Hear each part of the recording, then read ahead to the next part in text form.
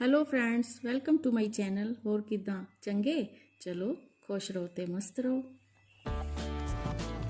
आज देव के फ्रेंड का बर्थडे है और वो सब लोग मुझसे मिलने के लिए आए बैठे हैं, पर उनका मूड बहुत ख़राब है क्योंकि उन्होंने जो सेलिब्रेशन का प्लान बनाया था उस पे कोरोना ने सारा पानी फेर दिया है। क्योंकि बच्चे हैं, काफ़ी प्लान बना लिया था और सब खुश भी बहुत थे। वो चाहते भी थे कि कहीं इधर उधर जाके हम सेलिब्रेट कर लें, लेकिन मैंने उन्हें मना कर दिया। तो उन्होंने मेरा कहना मान लिया कि थोड़ा सा माहौल सही हो ले तो फिर कर लेंगे।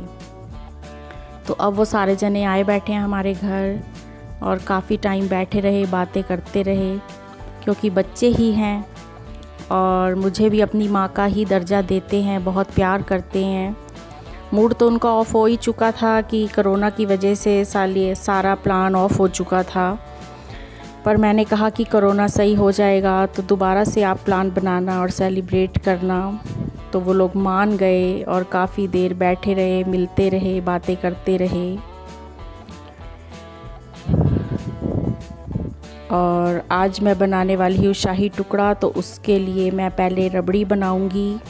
तो कढ़ाई में डालूँगी पहले थोड़ा सा पानी ताकि नीचे ना लगे दूध, और 1 लीटर कच्चा दूध लूँगी और इसे उबालूँगी।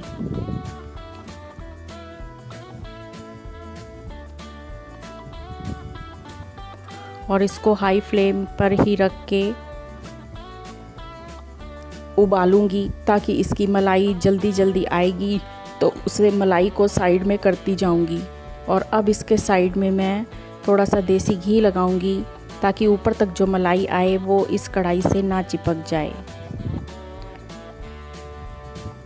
जब कभी भी खोया बनाएं तो कभी भी जो सब्जी में यूज़ होती है कढ़ाई या बर्तन, उसको ना यूज़ करें। खोए के लिए, गाजर के हलवे के लिए, ऐसी मीठी चीज़ों के लिए ना हमेशा एक अलग ही बर्तन रखना चाहिए जिसमें हम सिर्फ मीठी चीज़ें ही बना सकें, क्योंकि फिर दूध में मिर्च का और हल्दी का फ्लेवर और कलर आ जाता है, जिससे चीज़ हमारी इतनी अच्छी नहीं बनती। इसीलिए खोया बनाते समय इन चीज़ों की सावधानी रखनी बहुत ज़रूरी होती है। और अब मेरी ये रबड़ी हो चुकी है तैयार। इसमें मैंने 2 फुल टेबल स्पून स्वाद अनुसार डाली है शुगर। आप कम या ज़्यादा भी कर सकते हैं। और ये मेरी लच्छेदार रबड़ी हो गई तैयार, क्योंकि इसकी साइडों में जो जो मलाई आती थी उसे मैंने साइड में इकट्ठा कर लिया था। और अब इसे ठंडा होने के लिए फ्रिज में मैं रख दूंगी। इस तरीके से रबड़ी या खोया बनाने से देखिए हमारी कढ़ाई कोई तल्ला नहीं लगा, कोई जला नहीं, कोई साइडों में चीज़ ख़राब नहीं हुई और कितनी आसानी से बन गया। तो ये ट्रिक आप भी फॉलो कीजिए जिससे कि हमारे दूध की वेस्टेज ना हो। तो हमारा ये कढ़ाई भी गंदी नहीं हुई और सारा हमारा दूध भी यूज़ हो गया और इसकी कढ़ाई की तली भी नहीं जली। और अब मैंने ये कुछ लिए हैं ब्रेड के पीस और मैं इसके साइडें नहीं काटूंगी। अगर आपने काटनी है तो काट लीजिएगा। और इसकी अपनी मनपसंद शेप में इसके टुकड़े कर लिए कुछ इस तरीके से। और फिर कढ़ाई में मैंने घी लिया है और उसको तेज़ गरम करके उसमें ये टुकड़े डीप फ्राई करने हैं। स्लो फ्लेम नहीं रखनी, नहीं तो सारा घी पी जाएंगे ये टुकड़े। इन्हें हाई फ्लेम पर ही तल के बाहर निकालना है। और ब्रेड भी इसके लिए सॉफ्ट नहीं होनी चाहिए, थोड़ी सी हार्ड ब्रेड होनी चाहिए, तभी ये क्रिस्पी क्रिस्पी बनेंगे। सॉफ्ट बने तो फिर इसका वो टेस्ट नहीं आ पाएगा जो शाही टुकड़े का आना चाहिए।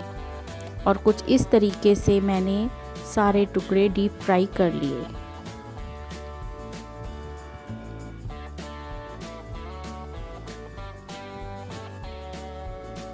और अब मैं लूँगी इसकी चाशनी बनाने के लिए 1 कप चीनी और 1 कप ही पानी लूँगी और उसको गैस पर चढ़ा दूँगी।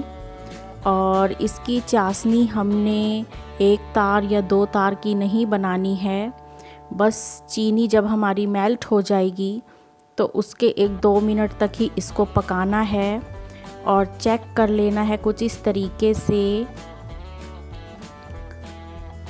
और ये हमारी चाशनी है तैयार। फ्लेम ऑफ कर दिया और हल्का सा इसको छू के देखना है कि इसकी तार ना बने। तो देखिए ये तार बीच में ही टूट रही है, तो इसका मतलब हमारी चाशनी परफेक्ट बन गई है। और ये कुछ मैंने पिस्ता और बादाम काट के रख लिए हैं। आप केसर के धागे भी इस पर डाल सकते हैं। और हमारी ब्रेड टुकड़ा तो बिल्कुल होना चाहिए ठंडा, और हमारी चाशनी होनी चाहिए गुनगुनी। अगर दोनों चीज़ें ही गुनगुनी होंगी तो ये ब्रेड टुकड़ा हमारा मेल्ट हो जाएगा। और कुछ इस तरीके से चाशनी में डुबो के फटाफट इसको हम निकाल के साइड में कर लेंगे।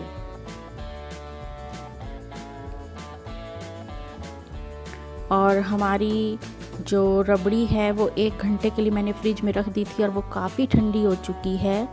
और अब हम उन सभी टुकड़ों के ऊपर इसको पोर कर देंगे अच्छे तरीके से, क्योंकि रबड़ी और उसका जो दूध होता है वो ब्रेड के टुकड़े पी लेंगे, तभी उसका टेस्ट बहुत ही लाजवाब आता है। और आप इस वाली रेसिपी को ज़रूर ट्राई कीजिए, बहुत इजी है। जब भी कुछ मीठा खाने को मन करे तो आप बनाइए, क्योंकि आप एक बार बनाएंगे तो बार बार बनाने पे मजबूर हो जाएंगे, क्योंकि बच्चे ही इसको बहुत ज़्यादा टेस्टी बच्चों को लगता है और वो खाना चाहते हैं। मैं तो खुद बार बार अपने बच्चों की फरमाइश पर ही इसे बनाती हूँ, क्योंकि गर्मियों में ठंडा ठंडा अच्छा भी लगता है। और अब हम इसे 1 घंटे के लिए फ्रिज में ठंडा होने के लिए रख देंगे।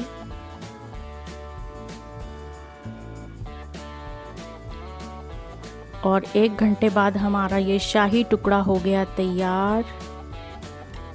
और अब मैं ये दूंगी देव को, क्योंकि देव और मुस्कान तो बहुत ज़्यादा इसके दीवाने हैं। तो आप भी बनाइए ये शाही टुकड़ा। एक बार बनाएंगे तो बार बार खाएंगे और बार बार ही बनाने को मन भी करेगा, क्योंकि जो चीज़ बच्चे खुश होकर खाते हैं माँ फिर उस चीज़ को रिपीट करती ही है। तो इस तरीके से आप शाही टुकड़े की रेसिपी फॉलो कीजिए, बनाइए और कमेंट बॉक्स में मुझे लिख कर बताइए कि कैसा लगा और आप भी किस तरीके से बनाते हैं। तो आज का व्लॉग मैं यहीं ख़त्म करती हूँ, तो फिर मिलते हैं अगली वीडियो में। Thanks for watching my video. Please like, share and subscribe to my channel.